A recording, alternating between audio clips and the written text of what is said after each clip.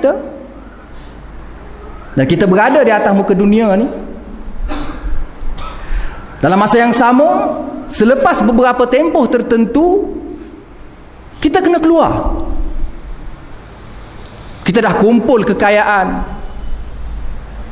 kita dah bina kerjaya kita, kita telah mempunyai itu dan ini, sehingga kan raja-raja yang memiliki harta yang banyak, kekuasaan yang luas,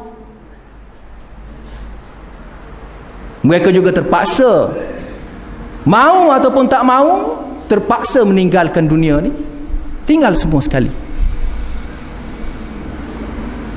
Kenapa?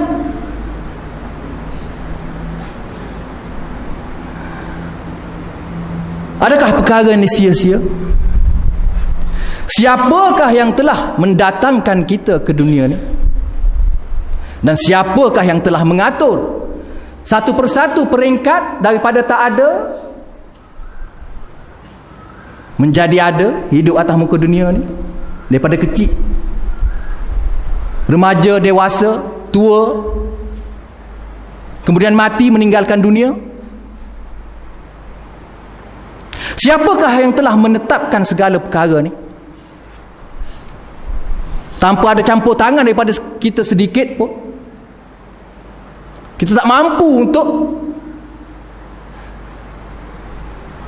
menyekat sunnatullah.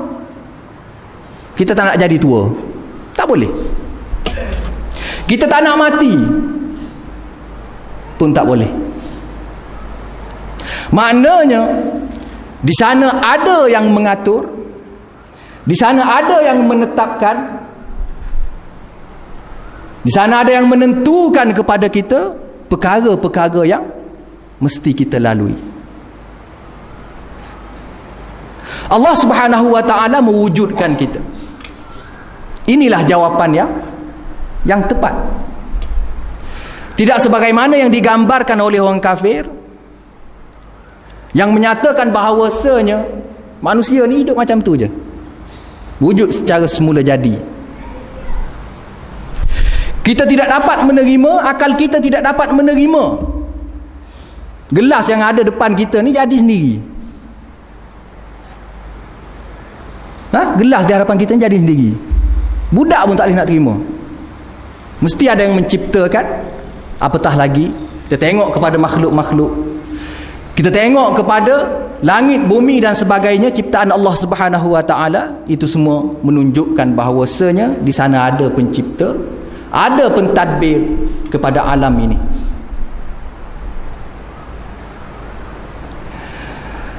Di sana ada dua pendapat.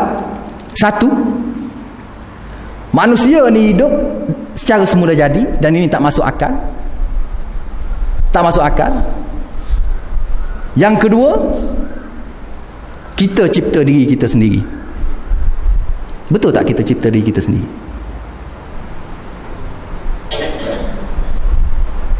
Dua jawapan sahaja.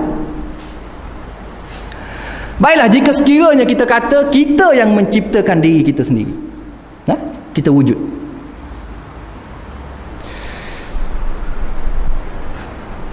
jadi kita kena ambil banyak perkara, kita kena fikir banyak perkara. Jika sekiranya jawapan kita adalah kita yang menciptakan diri kita sendiri. Sebab apa? Kita memerlukan oksigen, kan? Jadi kita kata sebelum aku nak buat aku ni, aku kena cipta oksigen dulu, sebab aku nak bernafas di dunia nanti. Kita pun cipta oksigen. Kita kata mata memerlukan cahaya, tak ada cahaya tak nampak. Baiklah, kita cipta matahari dulu nak dapatkan cahaya.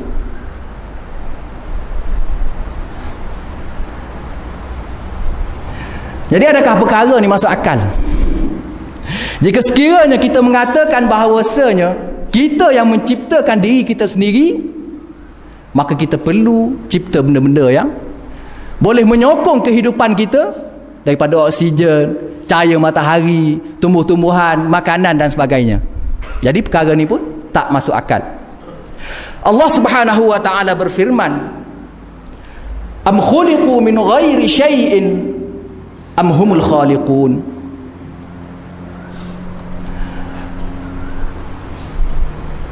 Adakah mereka menyangka, maksudnya tiada apa yang menciptakan mereka? Maknanya mereka ni hidup ataupun wujud secara semula jadi. Am humul khaliqun, ataupun mereka lah yang menciptakan diri mereka sendiri. Am khalaqus samawati wal arda bal la yuqinun. Adakah mereka yang menciptakan langit dan bumi, bahkan mereka tidak meyakini kekuasaan Allah Subhanahu wa taala. Inilah di antara dalil-dalil akal yang Allah Subhanahu wa taala nyatakan dalam Al-Quran supaya kita berfikir. Tak mungkin kita ni jadi sendiri, dan tak mungkin kita yang menciptakan diri kita, kita menciptakan alam ini. Tak mungkin. Semestinya ada yang menciptakan, iaitu Allah Subhanahu wa taala.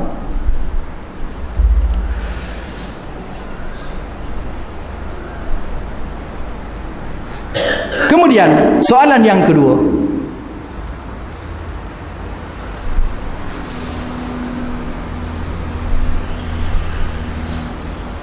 siapakah yang memiliki kita?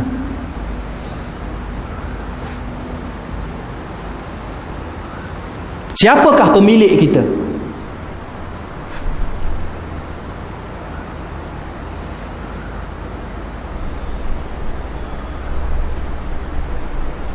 Sebagai orang Islam kita jawab Allah Subhanahu wa taala.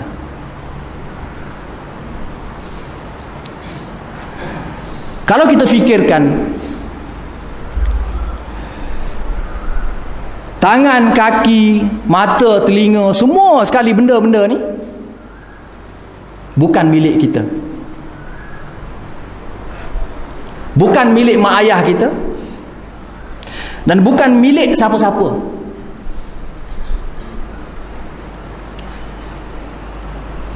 Kita tidak mampu untuk memilih rupa paras kita. Kita tidak mampu untuk pilih mak ayah kita. Kita tidak mampu untuk memilih umur kita, masa kita dilahirkan, negara kita, bangsa kita dan sebagainya. Tak mampu. Tak kira lah dia tu pemerintah ataupun rakyat, raja ataupun siapa-siapa. Tak mampu. Tetapi Allah Subhanahu wa taala hidupkan kita di atas muka dunia ni dalam keadaan seolah-olah kita memiliki untuk menguruskan dunia ni. Tapi satu masa kita terpaksa tinggalkan. Maknanya bukan milik kita. Jadi milik siapa? Milik Allah Subhanahu wa taala. Tuan-tuan dan puan-puan yang dirahmati Allah sekalian, Allah Subhanahu wa taala berfirman, wallahu akhrajakum min butuni ummahatikum la ta'lamuna syai'a wa ja'ala lakumus sam'a wal absara wal af'idata la'allakum tashkurun. Maksudnya, dan Allah Subhanahu wa taala telah mengeluarkan kamu daripada perut-perut ibu kamu, la ta'lamuna syai'a, dalam keadaan kamu tidak mengetahui suatu apa pun. Wa ja'ala lakumus sam'a wal absara wal af'idata la'allakum tashkurun. Allah Subhanahu wa taala menjadikan kepada kamu pendengaran, penglihatan dan juga akal supaya kamu bersyukur. Tiga perkara ni, pendengaran, penglihatan dan juga akal, para ulama menyatakan ia sebagai alat-alat untuk kita mendapatkan ilmu. Tanpa tiga-tiga perkara ni, kita ambil lah profesor yang bijak, yang pakar, tetapi dia tidak mempunyai penglihatan, tak ada mata, buta, dia tuli dan juga dia